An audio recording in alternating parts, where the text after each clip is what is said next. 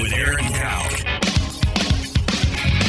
I throw balls far. You want good words? Data language. Talk real sports with a real man. Come after me! I'm a man! I'm 40!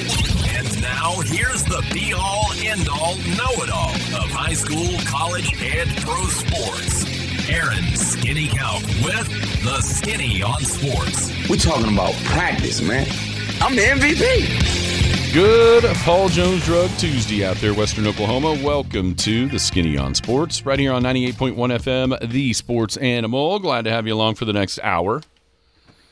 How would you react if you were a Cleveland Browns fan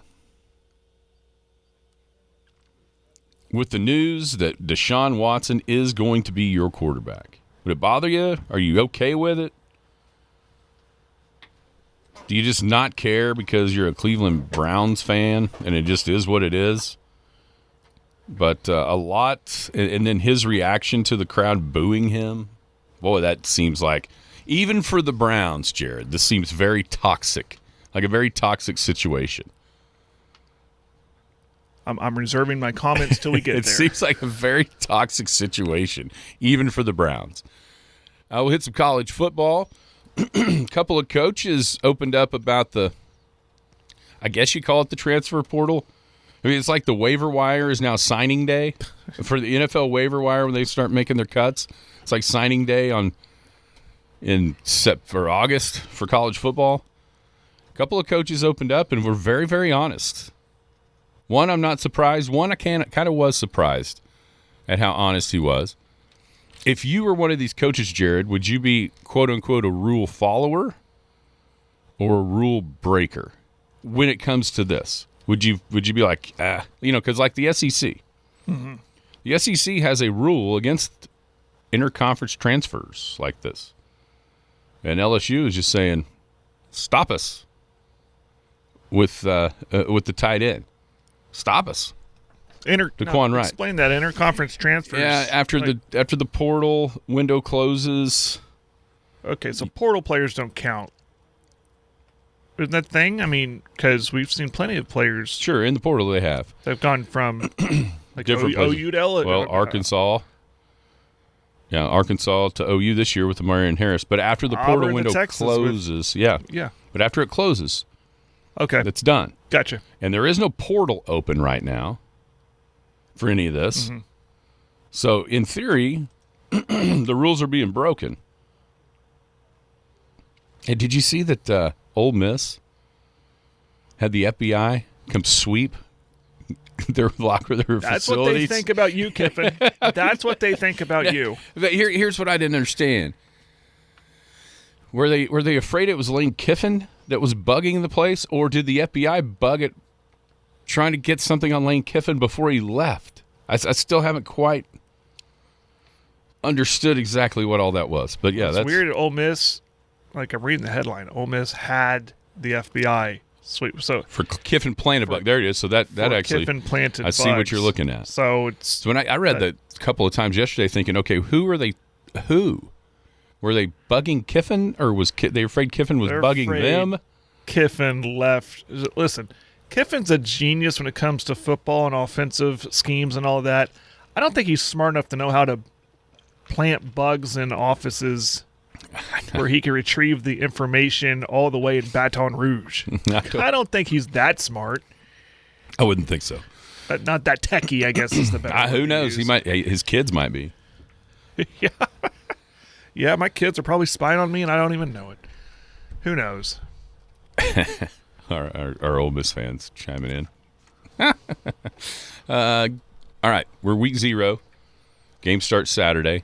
We have not officially given like a top 10 yet. We talked about the polls, and we normally do kind of a power ranking on Tuesdays after we get Monday through. So we'll do that today. Your preseason top 10 ahead of week 0. Are there some young guys? There was a bunch of different quarterback decisions made around the country yesterday as far as the quarterback competitions. One huge one in the SEC, one with local ties that I mentioned the other day. Not really local ties, but a guy that people might know or remember from some high school football a few years back. So young guys that you cannot wait to see, like you've either recruits, most of them would be recruits, ballyhooed recruits. Like last year on this list, Arch Manning would have been the one you can't wait to see actually play. So are there guys around the country right here in Oklahoma or Oklahoma State that you can't wait to see? And then college pick'em back again this year. We'll tell you how to get signed up to play along with that throughout the season. Look at what happened yesterday as far as high school stuff. I know a few teams started district play, Elk City being one of those. Some other teams had already played a few district games within the Elkettes district. But there was that. There's initial rankings out for fast pitch and also volleyball that we can peruse through. There's lots of different stuff. Trying as hard as I can to kind of push back the high school football. I mean, we'll have a big day tomorrow with high school football. That's right. Want to come out, hang out, and watch the show, I guess? Listen, you can come to Windy Nissan. That's where we'll be. Windy Nissan, the title sponsor of Big Elk Athletics this season. We're going to do, sounds like home games. Mm-hmm. Every home game on Wednesday will be there at Windy Nissan. Might get to meet a player, might even get to meet head coach Zach Maynard. KJ was asking me, what kind of setup do you guys need out there? And I said, just a table, chairs, solid internet, close to power. We should be good. And then I thought, you know what? They should have inside the showroom floor a pickup. We should be in the back of the pickup. Oh, my. I mean, what better way to sell a truck? We do the show live in the bed of name me a Nissan truck. We're going to have Scott on tomorrow and educate us on the Nissan products. Or the back of one of their giant SUVs with the tailgate up, like a tailgate party. See what I did there? We don't need no boring old table. Titan. That's what I was trying to say. I think our man Tyler drives one of those. Or we could get just, we could be closed quarters in a little car. We can just do a different one every time. As long as it's on with the AC pump, we'll be good to go. We can do something different every time. Yeah. Yeah, that's coming up tomorrow. Fun. We'll change the scenery. I like it. I've also got tickets to the rodeo. Giddy up. To give away. One each day, I'm pretty sure, but I'm going to have to check that in the break before. But I'll warm everybody up. Let's oversell it. Let's just say we do, and then we'll have Sean go get some more for us. I'm pretty sure we have one every day. You can't, like last year, you could change the days. You can't do that. You can't swap them in for grandstand seats either. Yeah, they're doing the reserve seating this year. That's right, yeah. All the way down. So, but it still gets you in the rodeo coming up next week. Which I cannot wait for. It's always one of the highlights of my year. It is. I think we've said that about our favorite holidays. Labor Day is one of my favorite holidays. Mm-hmm. In a rodeo is a big reason why. Should I give out the trivia question now and then tell whoever won what day they get to go to the rodeo? Sure. Well, I mean, why not? We'll probably get a quick answer because we got a lot of smart people out here. All right, so trivia question for Friday night seats. I know it is. It's Friday, Saturday, Sunday. It's rodeo. We have tickets for each night. So the trivia question for Friday night tickets to the rodeo. And I like this question because it kind of ties in with the whole Friday night lights That's right. theme. There we go. The question is, should we make it a 3 or 4 parter? Like they have to get every component of this question right. Don't make it too hard. The question is, and you have to get all components right. A, what is the longest consecutive state title streak in football for the 3-4A I-40 teams, Clinton, Weatherford, Elk City? How many in a row did those 3 schools win? What was the longest streak of winning state titles between those 3 schools combined? What years did such streak happen, and who won them in those years? 225-9698 is the text line. 225-9698. So how many in a row, the longest streak that Clinton, Weatherford, Elk City had of winning state titles, How many years, what years, and who won in what year? 225-9698. Friday night rodeo tickets at stake at the, what did Sean say, 88th annual Rodeo of Champions. Oh, man. I've got that all in there. I need to bring that. I forget. I wasn't ready to do this, and then bam, I just fired it out there. All right, if you're going to be outside the listening area one of these days, easy to stay in touch with the show. Log on to kadsam.com or download the app. Paragon app's got it all with radio, Penny News. Brand new edition of the Penny News hits the website tonight at midnight, so go check that out at thepennynews.com. Big Elk and Paragon TV incorporated in the app. You can watch Elk City and Clinton softball today, 5 o'clock, right here at the Fiveplex. And then, of course, Friday night, the opener for Big Elk football. Softball girls will be up in Colorado on Friday and Saturday. So lots of stuff happening there. And then Merritt gets started next Friday night on the football field on Paragon TV. PlayItLive.net back now. If you can't make it out to the little kids baseball or softball, you can check that out through PlayItLive.net as well. How are you today, Jared? Good. How are you? Just wonderful. Just absolutely wonderful. Good to hear.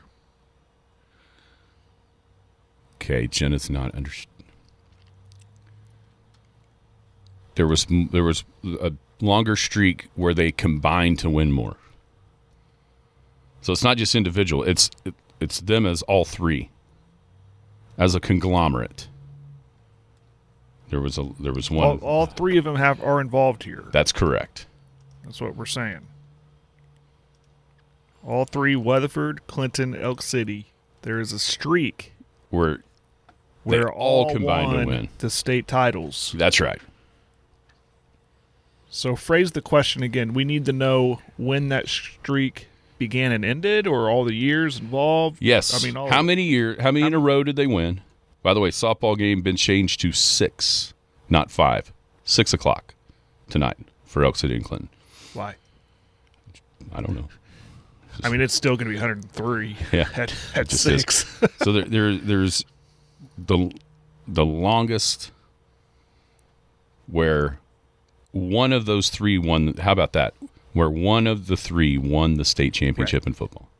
There can't be a gap there where, say, I don't know. Somebody 801. 801 it. Right. There has to be a consecutive streak, and there is one. There is one that's longer than the rest. It was a fun period of time out here because, man, when they played each other. Oh, yeah.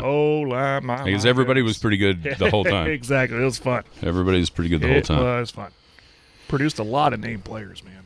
A lot of named players in that era that went on to play like collegiately and, man. NFL. So we will await the answer to that one.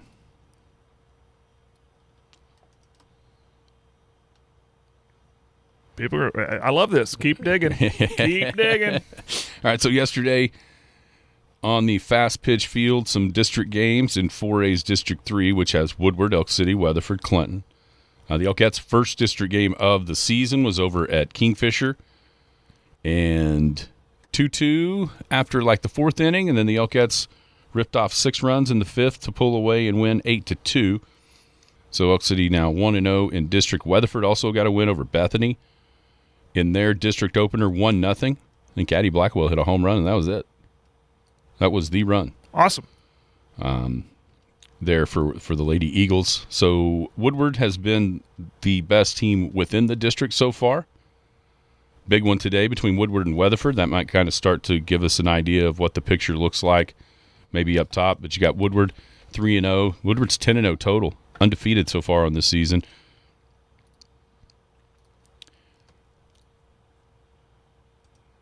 Okay, we have the right year. No, we don't. No, we don't. God, we're close. We're close. We're close. Keep throwing them in there. We are close. But anyhow, I think, excuse me, Coach Murray told us that. Kaylee Mills in the circle for Woodward. Very good pitcher. Lily Voth was the pitcher for Kingfisher. She's been good. The Elkettes have kind of went back and forth between Palin Clark and also Kinley Suter a little bit, and then Weatherford there as well. So I think those four probably a notch above, and then we'll see how when they play each other, that sort of goes out. Oh, we have a winner. We got a winner. We have a winner. We have a winner of Friday Night Rodeo tickets. I knew that'd be quick. It's absolutely. The answer is 6 straight years. From 1996 through 2001.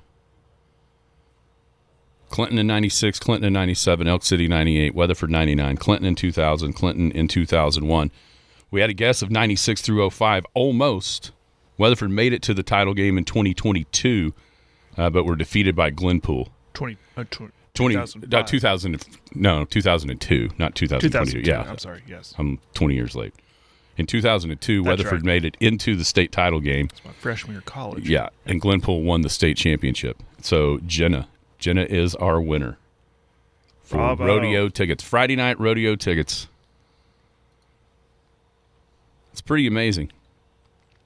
And it would have stretched all the way out to 2005, as the one guess was, if that one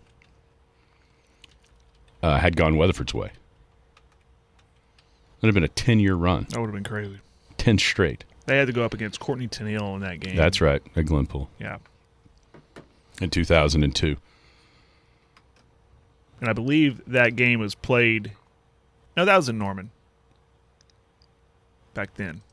I thought they had moved that to Tulsa. I thought that's not fair. Because Glenpool, obviously, in the Tulsa area. No, that was in Norman. But no, that's a heck of a run. I mean, you could really expand it like gold balls and silver balls at that point.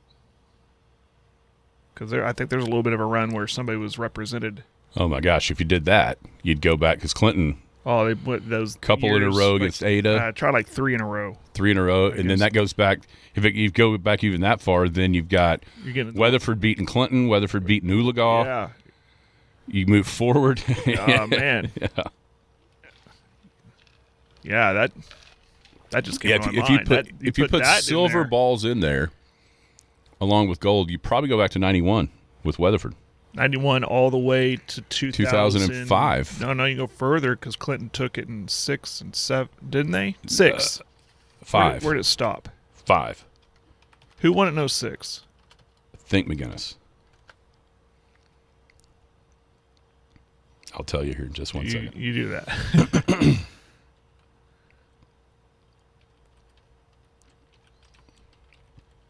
All right, so 05, it was Clinton. 06, yeah, McGinnis beat Grove. And then 07, was that when Clinton was down in 3A? It was. Yeah. Where they beat Kingfisher. That was a heck of a game. I remember watching that one. The drive, the comeback, the incredible catch by McBrayer in the And it stopped near there. side. Then they kicked an onside, a surprise onside to seal it. I was at that game. Yeah, 06 is where it would have stopped. Let's go back to, let's see, 91. I think 91's when Weatherford beat Oologah. Yes. 92, Weatherford beat Clinton. And then 93 through 95, Clinton lost every single year to Ada, right? 93, Yep. 94. They had to deal with a dude 95. named Brandon Daniels. Yes. So that would have been 1991 all the way through 2005 if we put gold and silver balls together. That's incredible. That's why it was so much fun back then, to be able to go to whatever. I mean, like you said, those games were really good. Really good when they played each other. Around the area yesterday, as far as the fall baseball goes, I thought I had seen, it must have been softball, that there was a really good 3-way in softball. Where at? I may have been looking at the wrong. I thought Arapahoe was playing like Drummond and somebody else in baseball. Wasn't the case. But I went through all the days, tried to figure out when people were playing. I may just have days mixed up as far as when some of those games were happening later on in the week. You know, there's a tournament at Arapahoe coming up this week. Saw a bracket for that. Yeah, that must be later on. Surprised by any of the rankings? First set of rankings were out? Not really. I think A and B are pretty much what we thought. Defending champs Arapahoe at number 1.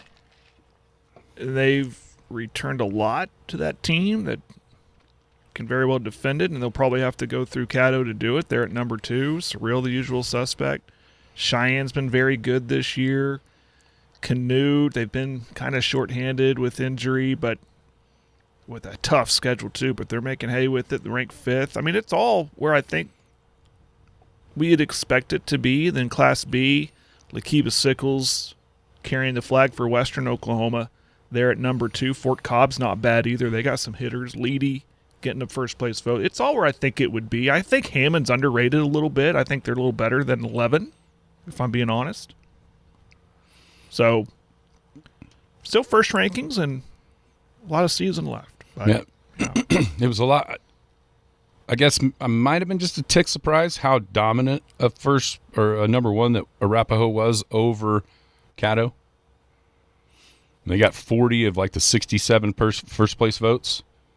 But defending champ and 11-1, their only loss was to that undefeated Woodward team in 4A so far this season, and they've got wins over a bunch of good teams. Yeah. As you would. Does somebody know something assume about Turpin that we don't? They're at 20th, but they got a first place vote. They are 10-1. Kind of that outlier out there in the Panhandle. Their one loss came to Sealing, a 6-3 loss. Sealing right there at 19, and they're not bad either. So maybe keep an eye out for the Lady Cardinals out there in the Panhandle. Boy, howdy. Same thing about LaFleur in Class B. They, too, got a first-place vote. At 6-2, ranked 20th. Turpin's played 11 games, and they've given up 6, 7, 8, 9, 10, 11 runs. They might have a pitcher we don't know about that somebody else knows about. Someone else's. And they scored a bunch, too. Yeah. I mean, yeah, that's interesting. That was the one thing that kind of piqued my interest when I looked at that as I went down. I was like, what about Turpin, first place vote? You don't see that in very often. A team that's at number 20, which is the last team ranked that we can see. And LaFleur's the same way. Yeah. A lot more balance at the top as far as B fast pitch goes. Caney, 18 first place votes. They came out here to that tournament at Leedy, beat Leedy twice, lost 5-2 to Arapahoe. But they're number 1 in Class B. Lakiba, 16 first place votes. They beat the Elkettes twice. Beat Leedy, beat Drummond, who was a top 10 team in Class A. Red Oak with 16. So those three, not a ton of separation between those three so far as the way the coaches feel about that Class B fast pitch group. I like to look at the points total, not so much first place votes. And look back to Class A, you look at 5 and up, especially between 3, 4, and 5, how close those are. I mean, you're looking at 3 different points between Cheyenne and Canute. Yeah, just 6 between Cheyenne and Surreal. Exactly. Who's third? Exactly. So, yeah, only 9 points separate 3 and 5. That's crazy. But that just tells you, I think, the quality of softball being played at those top 5 schools. I saw a quality game yesterday between Canute and Merritt. I chose to stick around after the junior high game, and a soggy shirt later, I saw a win from Merritt. They got a pitcher. I think it's Kruger's. Addison Kruger, yeah, isn't it? She was pitching, and it was a back-and-forth game. It was pretty good. Merritt's a team. Merritt's a good team. Yeah, the one kind of weird result for Merritt was losing to Elk City like 9-0. Yeah, when you look through because they made some errors and it got away from them. Transitive property thing. You saw the Canute Elk City game, and it was close and for a long time. And this game was actually close. It was 3-3 going into the 6th inning, and then a bad inning given up by Canute, and they couldn't overcome it. But it's kind of what happened to Merritt against Elk City. Yeah, that's softball. Sometimes it just gets rolling, Hitting's contagious. That's my favorite phrase. Get one going, then about 3 more follow. On the volleyball court, there's some teams that are pretty highly ranked around as well. I know Weatherford, number 5 in 4A at 10-3. Their losses are to Bethany, who's number 3 in these first rankings, and that was a 5-set match. Southwest Covenant is a highly ranked team in Class 3A at number 4, and then they also lost to UConn, who's at the bottom of the rankings there in 6A. So Lady Eagles, they were a state tournament team last year, looking to build upon that. And they've got some good wins too. Canute, we've talked about Canute volleyball a bunch. They've got a match against Navajo today down in Navajo. They're 7-1, ranked number 12. And then you also have Corn Bible Academy at 16. They're in the 3A rankings, which that's as far as it goes. 3A is the bottom class in volleyball. So it's, not surprising. And you look at those 3A rankings. Top 8, just come on. Top 8 are all from the private schools sector. Come on, man. You go up to the 4A. It's a little bit of the same. Not a little as bit, much. not quite as top heavy, but top 2 are and close. Yeah. And then you kind of get out of it once you get into the bigger schools in the 5As, and except for McGinnis. But probably not surprising though, right? Because of the sport we're talking about. You talk about volleyball, you talk about tennis, you talk about golf. Yeah, I was like, is this a tennis ranking or a volleyball ranking? Those are kind of the way. It's kind of the way that works. And I would imagine, and I could find this out pretty quickly, but I would imagine once you get to that state tournament, if you are a public school and there's a couple of them there, you might be rooting for each other to break through, to win it all. You know what I mean? Mm-hmm. But so far, the rankings are full of, and the classes of teams out here. I don't remember I can't remember what year. Was it 05, 04, something like that, when Clinton broke through and won that title, and they went up against one of those schools. And it was kind of, if you were watching, the entire building was rooting for Clinton to take down that said school. You know what I mean? Because it was like, it was all these public schools are there. Let's root for the public school going up against this private school. I've seen it with my own eyes at golf. If there's one that's in the mix, the last couple of days, it definitely you feel that. You feel everyone. Yeah. The claps get a little louder. It does. It does. You kind of feel that for sure.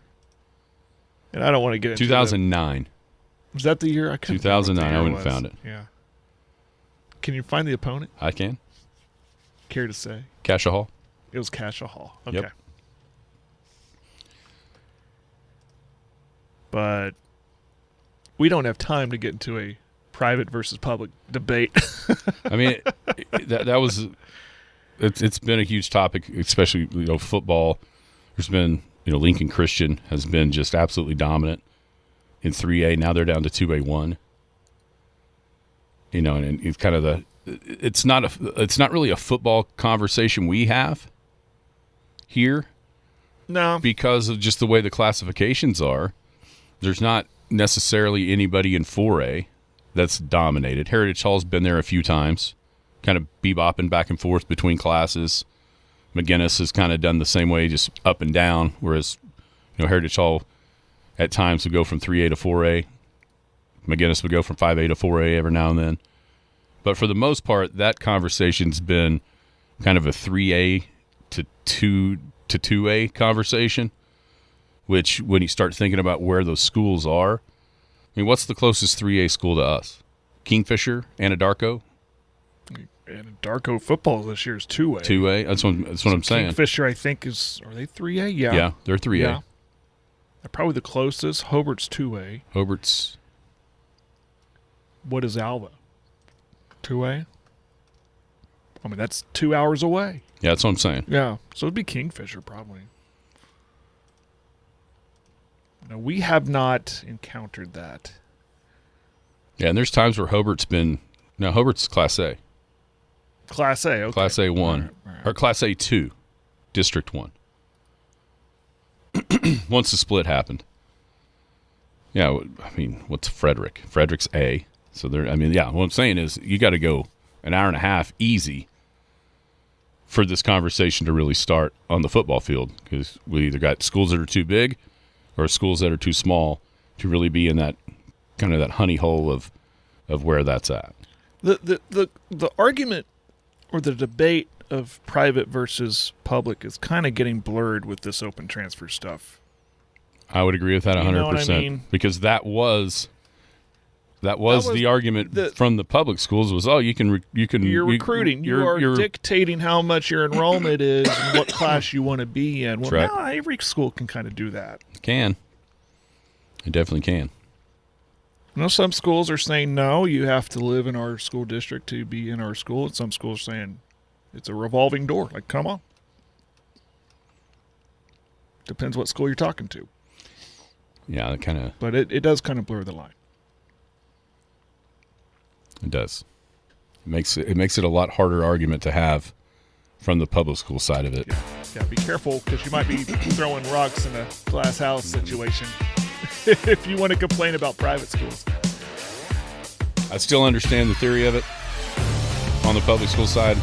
And trust me, here in about 4 or 5 months, I'll have a lot more, probably a different opinion when it starts bothering me. Paul Jones Drug is Elk City's most experienced compounding pharmacy, meaning they can custom make your prescription medications to your doctor's specifications, safely and effectively providing you with exactly what you need. And for your convenience, Paul Jones Drug has a drive-through pickup window as well as curbside service for testing and vaccinations and offers free local delivery. Just a couple reasons you should choose Paul Jones Drug, 809 North Main Street in Elk City. I'm Rodney Skinner with Paul Jones Drug, and I promise we provide care you can trust. The Skinny on Sports. But is having this minor skill worth being so unattractive? That's for the fan to decide. Yay! Welcome back, Skinny on Sports, 98.1 FM, the sports animal, hanging out here on a Paul Jones Drug Tuesday. Appreciate Rodney and the gang down at Paul Jones Drug. Care you can trust right here in the Elk City area. Been there for a while now, but Paul Jones Drug has been around for a long time here in western Oklahoma. Convenience packaging. It's where they conveniently package your daily medications. You do not have to use your pill caddy, load it each week or each day of the week of the month, however big a pill caddy you might have. No. You don't have to do it. Just let Paul Jones Drug do it. Peace of mind that it's done right. You just take your meds and move on down life's path for the day. Paul Jones Drug is care you can trust. A couple of coaches, high-profile coaches, for that matter, in NCAA football, talked a little bit about the new fad, the new trend of players going to the NFL, not succeeding, getting cut, and now coming back to play college football. You know, this all started last winter. We saw this happen a couple of different places in college basketball. It was kind of like, what? Didn't really understand it. I think there's some nuance to this conversation, at least for this year, as far as this goes on the football field, and it'll spring into everything else. So I think it's a ridiculous premise. Oh, yeah. In a vacuum, I think it's a ridiculous premise. You know, forever the line of demarcation between being a professional and a collegiate player was the draft, signing a professional contract. That was it. You're done. You're no longer a college football player. The one thing that's where I can see the madness this year is the timing of when this happened.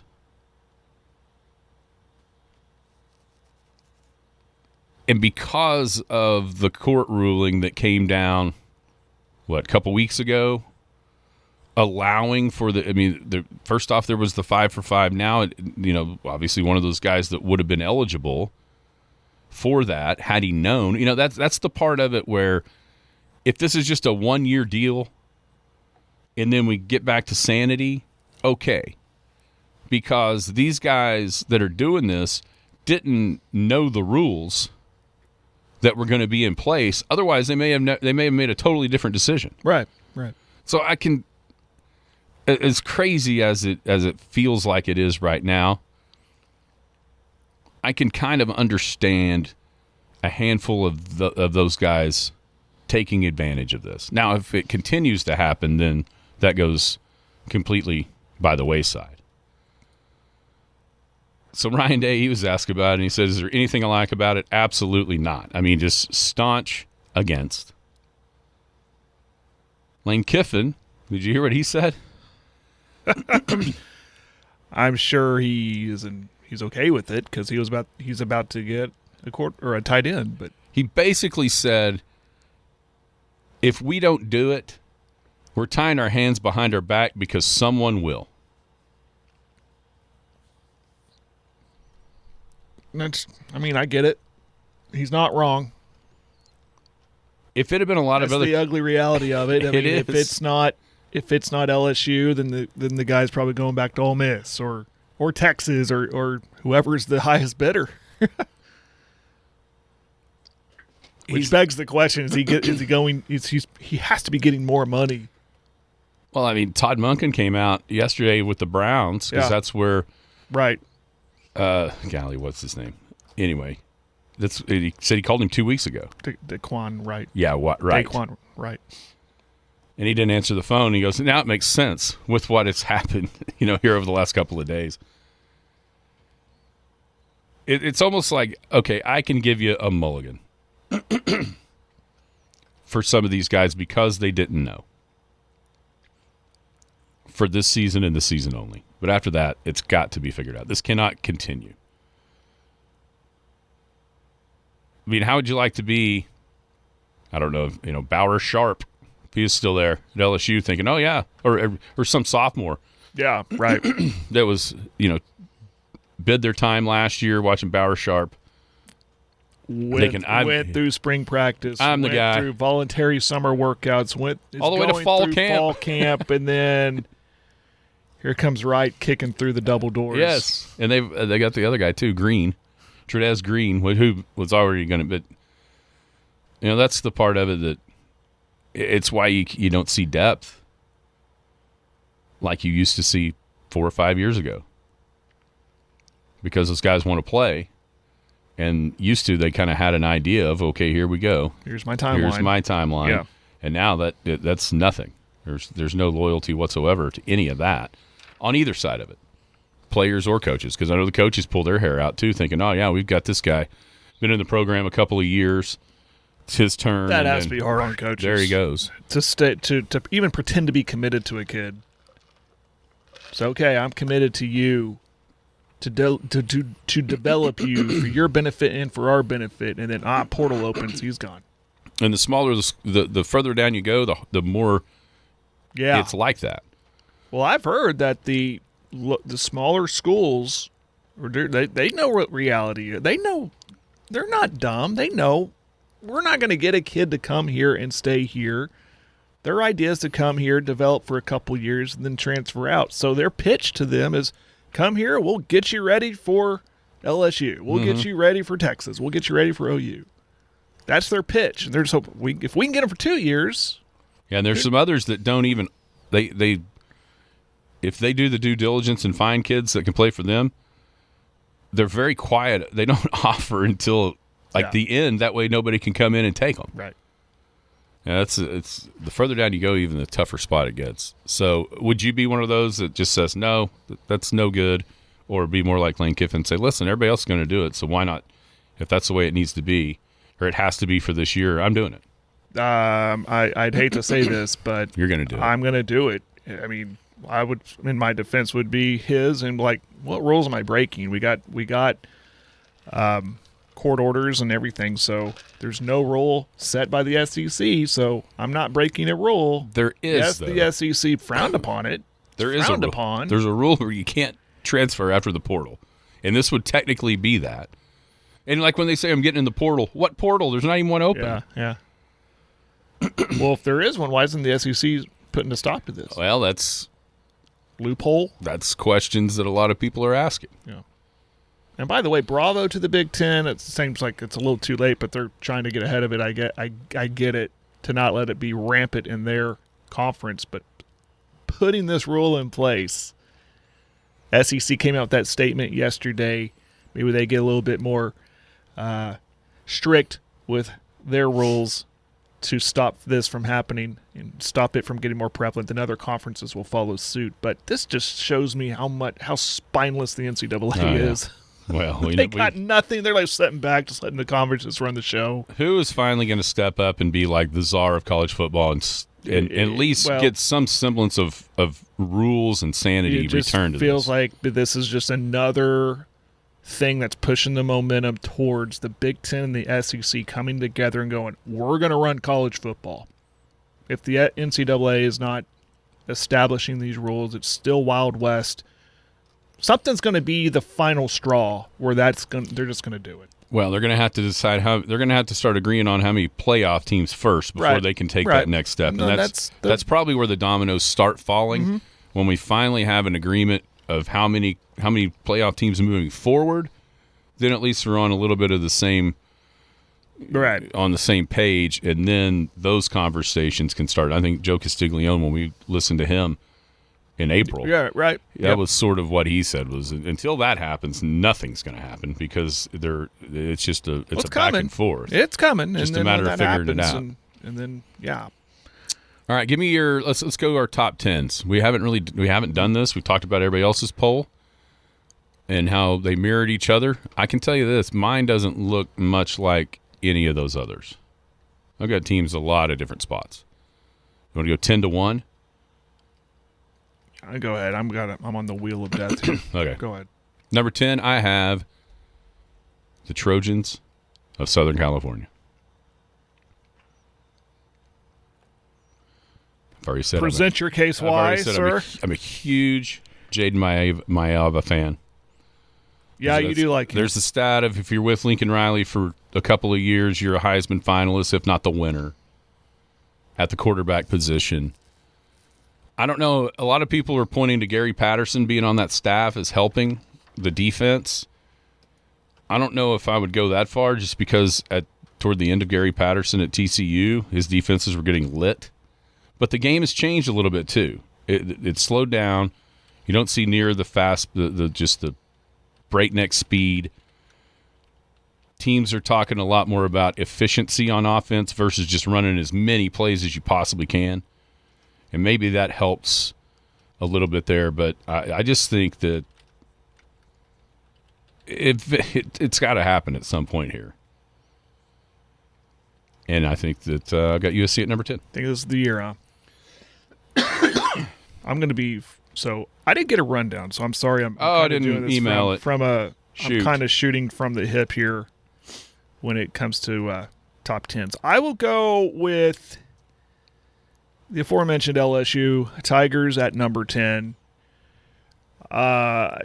Listen, we can rip apart Lane Kiffin and his decision to go wherever he does or whatever he's doing, getting NFL players to play on his team and all that stuff. But at the end of the day, he's a massive improvement for their offense than what they've had. Just his mind alone and the personnel he's brought in. I could even argue he could be higher than 10. But let's because it's a first year situation, and I'll go with LSU at number 10 for me. All right, I've got Oklahoma number 9.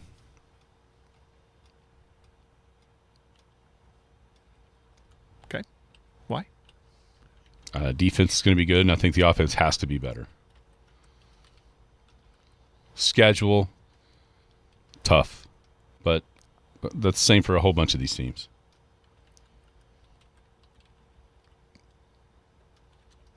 I'm quickly compiling my rest of my list. I just figured you had it. Okay, we're good already. All right. No, I've gotten all I'm going through my conferences, and so my process of a preview, which we'll really jump into, I'm assuming next week, week 1. But I'm picking the conferences and how they rank out conference winners and all that stuff, and then from there I go play off it, and then so kind of the rankings is kind of last for me, or at least the top 10. But I'm doing it right now. Number 9 is Texas A&M. I like Mike Elko. I've been a big fan of Elko. I thought it was a great hire for A&M. It wasn't the Jimbo Fisher flashy hire like you thought they'd do when they fired him. Like, okay, now they're going to go after Kiffin or they're going to go after Saban. I mean, you hear these wild rumors that's because A&M has the money that they can throw at him. I like that they went and got this guy, kind of a no-name guy, who was at North Carolina, Duke, before he came this way. He was defense coordinator down there before he went to Duke. Yeah, it's in. But I'm having this low because I don't trust the quarterback play. He dropped off tremendously last year towards the end of the season, so I don't trust him. You know, he was interesting because he did lead them on that drive at Notre Dame on the road in, week 1 or 2? Yeah. And that's probably his best drive of the season, and then the comeback against South Carolina when they fell way behind at home. He was pretty awful against Texas and against Miami, obviously. Very bad. Very bad. Number 8, I've got Ole Miss. I think they got the best quarterback in the country. Darn sure the most exciting quarterback in the country. And they have been able to do something that, it was Kiffin built it, Pete Golding was there. Something I didn't know was possible, and that was sort of reload. Last year, I gained a ton of respect for what they had built at Ole Miss because the year before with Dart and all those transfer portal guys, that was supposed to be their year to be like the playoff team. Mm-hmm. And it didn't – it just all dismantled in the swamp with Jackson Dart throwing pick after pick down the stretch, and it ended in a 9-3 and no playoff appearance. You thought, okay, well, that was their chance, and then – they think Austin Simmons is the next guy at quarterback. He gets hurt, and this little bitty fella steps up, and he's just the man in Trinidad Chambliss. He's back. Keywan Lacey is obviously one of the better, if not the best, running back in the country. Defensively, it seems like they've kind of been able to rebuild/reload on that side of the ball over the last couple of years. So I got Ole Miss number 8. I have OU there at number 8. For everything we know about the defense and from what we expect about the offense, it has to be better than what it was last year, especially the run game. It has to be better on the offensive line, and you expect it to be with all the returning players that they had from last year's developing year on the offensive line. You'd like to think Bill Bedenbaugh's going to have those guys better and ready to run the football. It's the most important thing for me.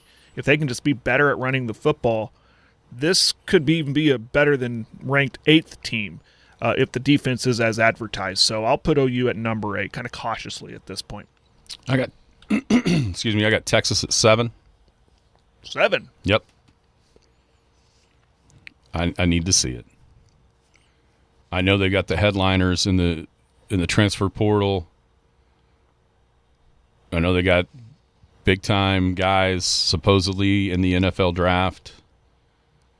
So did Clemson last year. Yeah, that's true. That's a interesting comparison. So did Clemson, and their schedule is tough. Their schedule is very, very tough. I mean, and with all the drama, it seems like going down. You know what they need to do?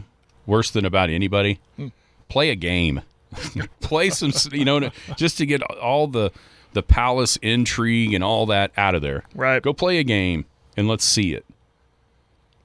Yeah, it's. They could use a game really bad right about now. They need a feels like as the world turns is happening in Austin. That's right. So I got Texas at 7. I have Ole Miss at 7, returning Chambliss.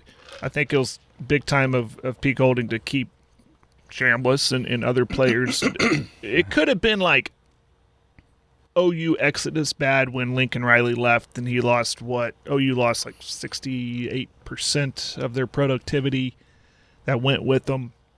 The big key for me was Trinidad Chambliss staying. Mm-hmm. And I think the defense is getting a little better. So I got them at 7. You got it 6. Miami. Me too. I'm afraid it's too low. And I really didn't know where to put them. I thought, I agree with what you're saying.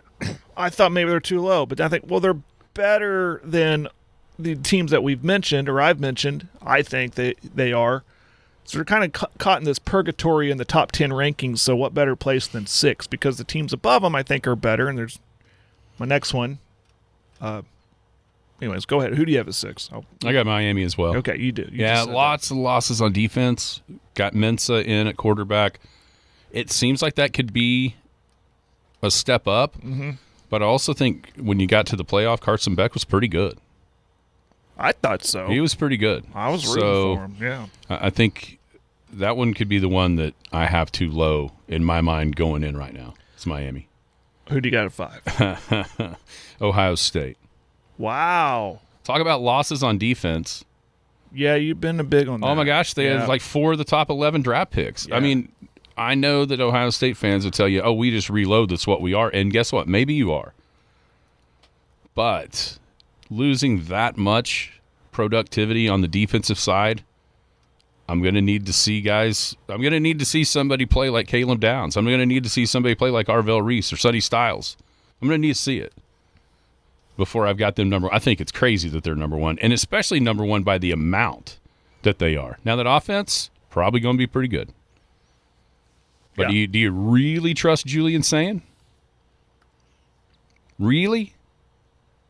I mean, he wasn't great against Texas to open the season. He was not very good against Indiana. He wasn't really even that good against Michigan, even though they won. And he wasn't great against Miami either. So I've got Ohio State at 5.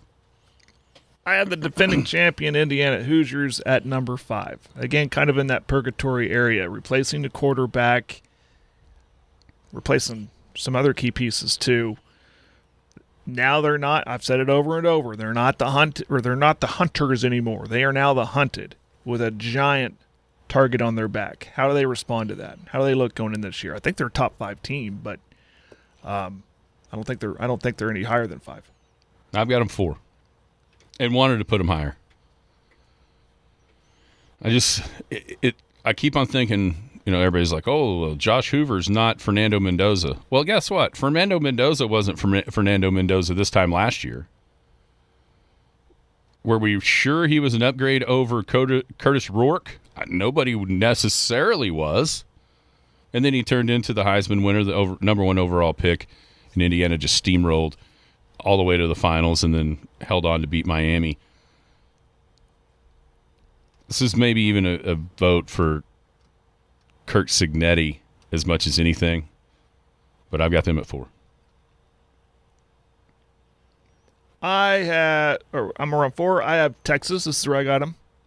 I think it's the best team Sark has had since he's arrived. They did well in the portal. Retained players, obviously Arch Manning, the big one. I'm starting to believe. I'm not believing the talk he's average. I'm believing the talk that he's a Manning, and I think he's going to have a heck of a year. So give me Texas at number 4. Who you got 3rd? I will put. You know who I realize I've left out? Who? Georgia. Oh, dear.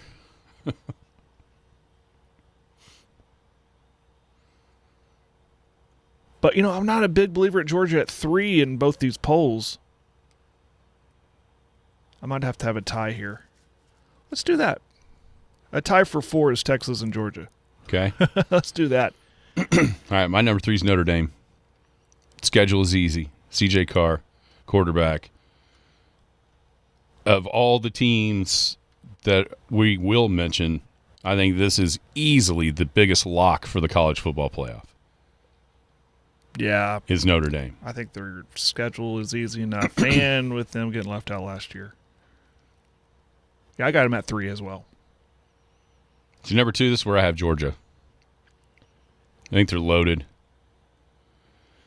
I need to see, like what you're saying about Ohio State, I need to see their defense play a little better than what they did last year. Although, you said this too, and I agree, they step up in big games. Yeah, they struggled early. I mean, Tennessee ran up and down the field against them. They figured out a way to win that game. But as they moved along, of course, Alabama beats Georgia just the way that Georgia beats Texas. That's just the way it happens so far, But I think Gunnar Stockton, I heard Al say this yesterday, and I think he's dead on the money. If you look at the Heisman odds and you're trying to make some money and get some really good odds, I think Gunnar Stockton is your guy. Because if they're good, he's going to just naturally be in the conversation because his team is good. And I could see Georgia, if they're 11-1, SEC championship game or SEC champs, for the value you get on him right now and the player that he's been, I could see him being the I'm not calling him the favorite, but if you're looking for the best, like the odds in your favor of a guy that could kind of not come out of nowhere but come from behind or the middle of the pack, I think it's that guy. I think Georgia's the favorite in the SEC to start. Yeah, I'd agree with that. That's them in Texas right there. Where are we at? Number 2? Yep. This is where I have Ohio State. I'm more of a believer of the reloading theory than replacing theory. Offense, I think Sain is better. I think he will be better. And they got a lot to prove after, let's call it what it is, getting embarrassed in the Big Ten title game against the eventual champs. But it's still, in the eyes of Buckeye fans, like, we can't lose to Indiana. Yeah. That's embarrassing. Yeah. It's like when OU was getting beat by Baylor. We were like, what's going on here? It's Baylor. So I think that's a little bit of a redemption tour for Ryan Day in Ohio State and them getting back to the title game. I got them at number 2. And not the Big Ten title game. I mean the national title game. Well, it sounds like we have the same number 1, Oregon. I think their defense is phenomenal. And that's what people don't remember about them, is how good the defense is. Dante Moore coming back, weapons galore. I think Oregon starts out, to me, as the number 1 team. Yeah, everything you said. Head coach is a defensive coach. He's a defensive-minded dude. Everybody remembers he was courted by a lot of places, OU included. They wanted him too. So, and I think OU's happy with what they got when it comes to the defensive side. But bringing back Moore is huge, and they're going to be explosive on offense. I think you're right about the defense, really good. I think it might be the year they finally break through. Yeah, a lot of people think this is the most talent they've ever had, and they've had some talented teams. Now, I said earlier I'm working on my conferences, which is going to go towards – we're going to predict playoffs and then, of course, national champ. Yeah, we'll do that next. I'm not there yet, but I got a few teams in mind, about 4 of them, and Oregon's one of them, sure. To win it all? Oh, yeah. Yeah. Oh, yeah. All right, we'll be back to wrap up the Paul Jones Drug Tuesday. Paul Jones Drug is Elk City's most experienced compounding pharmacy, meaning they can custom make your prescription medications to your doctor's specifications, safely and effectively providing you with exactly what you need. And for your convenience, Paul Jones Drug has a drive-through pickup window as well as curbside service for testing and vaccinations, and offers free local delivery. Just a couple reasons you should choose Paul Jones Drug, 809 North Main Street in Elk City. I'm Rodney Skinner with Paul Jones Drug, and I promise we provide care you can trust. Hey! Is this heaven? No. It's the Skinny on Sports. Welcome back. Wrapping up Paul Jones Drug Tuesday, Skinny on Sports. I mentioned the college pick'em. Here's how you do it. We'll put the link on our Skinny on Sports Facebook page. That'll take you right to the group. But if you want to go through ESPN's website, click the Fantasy tab, click College Pick'em, and then find our group. It is the Skinny on Sports 2026. That's how you find that. It's a year-long contest. We pick 10 games that they put up there against the spread. The contest doesn't start until next week, week 1. So we don't pick any games this week. It gives us time for everybody to get signed up for that. So that will start. We'll start picking games next week's games. And a lot of times they're just Saturdays, maybe some different ones because it's the Labor Day weekend. But that'll start. The contest will actually start next week. But get signed up. ESPN, Fantasy tab, the Skinny on Sports -2026. That's all the time we have. Quick note: you see Blaze Berlowitz named quarterback. That was when we didn't get to the young guys, and that's what. Yeah. Keelan Russell became the quarterback at Alabama, and Blaze Berlowitz from Cushing. Big Elk fans will remember him from a couple of years in a row in the playoffs. Yeah, he is going to be the quarterback at Vanderbilt to start. Jared Curtis going to play a little bit, according to head coach Clark Lee. Yeah, that was one of my notes there, was that he was named the starter. So congrats to him. It's pretty cool. He was darn sure good when we saw him. There's no doubt about that. All right, everybody. He was damn good, Aaron. He was really good. Yeah.